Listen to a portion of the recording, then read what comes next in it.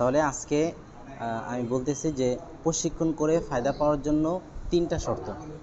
1 নম্বর শর্ত হচ্ছে ইন্নামাল আমালু বিন্নিয়াত। এগুলো নিয়ে অনেক বড় আলোচনা আছে, আমরা শুধু সংক্ষেপে শুনি যেহেতু অনলাইন ক্লাস।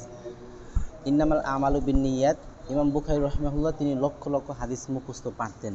লক্ষ লক্ষ হাদিস থেকে যাচাই বাছাই করে বুখারী শরীফের মধ্যে 7,000 প্লাস হাদিস নিয়ে আসছেন। এক একটা হাদিস তিনি বুখারী শরীফের মধ্যে লিপিবদ্ধ করার আগে ইস্তেখারার নামাজ পড়ছেন, গোসল করছেন, অনেক তাহকিক যাচাই বাছাই যত কিছু আছে সব কিছু করার পরে বুখারী শরীফের মধ্যে লক্ষ লক্ষ হাদিস থেকে 7,000 প্লাস হাদিস নিয়ে আসছেন।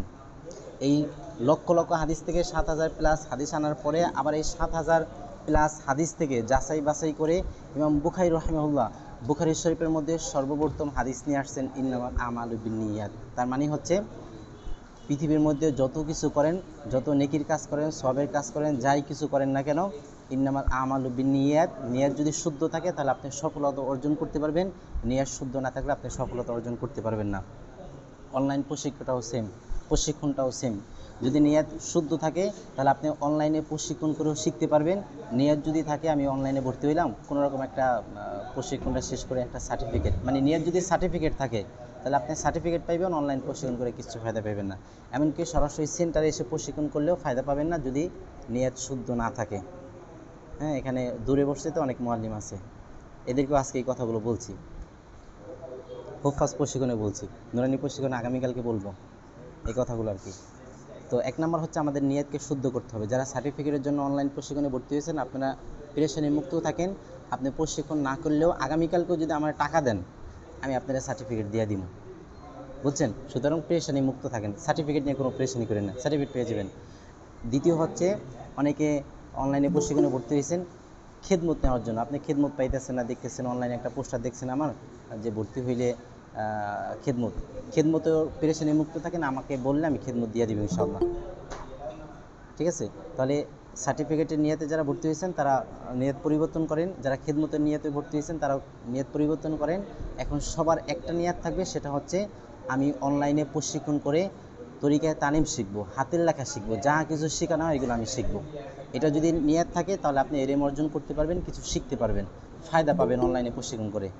আর যদি নিয়ত অশুদ্ধ থাকে, সার্টিফিকেট খেদমত এটা হচ্ছে অশুদ্ধ নিয়ত, এর দ্বারা আপনি ফায়দা পাবেন না। সার্টিফিকেট খেদমত এমনিতেও পাবেন কিন্তু অনলাইন প্রশিক্ষণ করে কিছু শিখতে পারবেন না, বা সরাসরি সেন্টারে এসে প্রশিক্ষণ করেও বা কোনো বিভাগে ভর্তি হইলেও কিছুই শিখতে পারবেন না।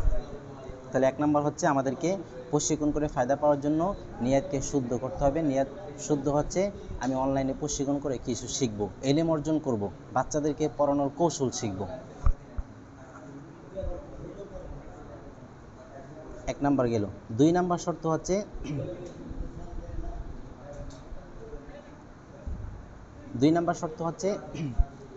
যে ওস্তাদের কাছ থেকে শিখবেন সেই ওস্তাদের প্রতি সম্মান, শ্রদ্ধা, ভালোবাসা, ভয় এগুলো থাকতে হবে।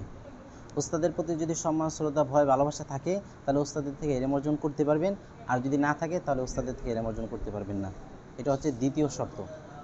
যেমন আপনারা যারা কিতাবখানায় পড়ছেন অথবা বড় হেফজখানায় পড়ছেন, যেখানে হেফজখানায় 4-5জন শিক্ষক আছে, অথবা যারা আলিয়া মাদ্রাসা বা স্কুল কলেজে পড়ছেন 3-4জন টিচার শিক্ষক থাকে, একটু লক্ষ্য করে দেখেন আমাদের যারা 5-7জন শিক্ষক ছিল এই 5-7জন শিক্ষকের মধ্যে অন্তত একজন শিক্ষক থাকে যে শিক্ষককে ছাত্রছাত্রীরা পছন্দ করে না, সে ক্লাসে আসলে হাসি ঠাট্টা করে, মজা করে, তাকে কোনো পাত্তাই দেয় না ছাত্ররা, এরকম একজন শিক্ষক থাকে। তো বিপরীতে কি হয় দেখেন, মাস শেষে সেই শিক্ষক ছাত্রদেরকে ঠিকঠাক মতো পড়ায়, মাস শেষে সে ঠিকঠাক মতো বেতন নেয়, তার কোনো ক্ষতি নেই। কিন্তু ওই শিক্ষককে, উস্তাদকে ছাত্ররা সম্মান, শ্রদ্ধা, ভয়, ভালোবাসা না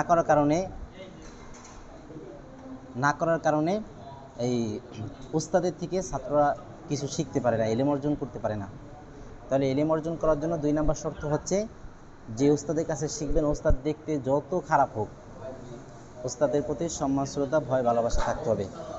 এই ব্যাপারে রাসূল সাল্লাল্লাহু আলাইহি সাল্লাম বলছেন, তোমাদের আমির যদি কালো কুৎসিত হয়, একদম নিগ্রোদের মতো কালো চামড়া, চেহারা যদি কিসমিসের মতো গোছানো হয়, তারপরেও তোমরা আমিরের ইতাআত করবা। যদি ওস্তাদের কথা এখানে আসে না, আমিরের কথা আসছে এটা যুদ্ধের ময়দানের ক্ষেত্রে। তো সেক্ষেত্রে আমি আপনাদেরকে এটা বুঝাইতে চাইছি যে আপনাদের নেতা, যে আপনাদের ওস্তাদ, যে আপনাদের আমির, তার থেকে কিছু ফায়দা পাওয়ার জন্য সেক্ষেত্রে আপনাকে তার প্রতি শ্রদ্ধা, সম্মান, ভয়, ভালোবাসা থাকতে হবে। এটা হচ্ছে 2 নাম্বার শর্ত। এটা শুধু প্রশিক্ষণ সেন্টার না, যে কোনো জায়গা, মাদ্রাসায় হোক, স্কুল প্রতিষ্ঠান হোক, শিক্ষা প্রতিষ্ঠান হোক, অন্য সেন্টার হোক, যেখানেই হোক, আপনারাও আপনাদের ছাত্রদেরকে সব কথা বলবেন, নসিহতমূলক কথা বলবেন। 3 নাম্বার শর্ত হচ্ছে, 1 নাম্বার শর্ত নিয়াত শুদ্ধ করা, এটাও আপনার মধ্যে আছে। 2 নাম্বার শর্ত হচ্ছে ওস্তাদের প্রতি সম্মান, শ্রদ্ধা, ভয়, ভালোবাসা রাখা, এটাও আপনার মধ্যে আছে। কিন্তু 3 নাম্বার শর্ত নাই। 3 নাম্বার শর্ত কি? যে ইলম অর্জন করার জন্য চেষ্টা করা। এখন 1 নাম্বার শর্ত আছে, আপনি নিয়াত শুদ্ধ করে অনলাইন প্রশিক্ষণে ভর্তি হয়েছেন। 2 নম্বরে ওস্তাদকে খুব সম্মান করেন, শ্রদ্ধা, ভয়, ভালোবাসা সব কিছু আছে। ওস্তাদের হুজুর ছাড়া কথাই বলেন না, সালাম ছাড়া শুরুতে সালাম ছাড়া কথা বলাই শুরু করেন না। কিন্তু 3 নাম্বার শর্ত মেহনত, চেষ্টা। এই চেষ্টাটা যদি আপনার মধ্যে না থাকে তাহলে কিন্তু আপনি প্রশিক্ষণ করে ফায়দা পাবেন না।